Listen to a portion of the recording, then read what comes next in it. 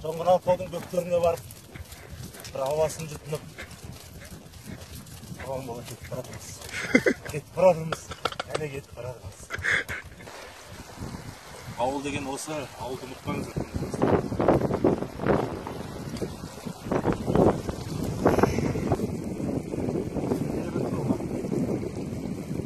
Ал кеттік. Сапарымыз ары қарай жалғасуда. Жолыңыз. Қорықпа ешкімнен. Давай. Бір екінші хабарласып. Давай.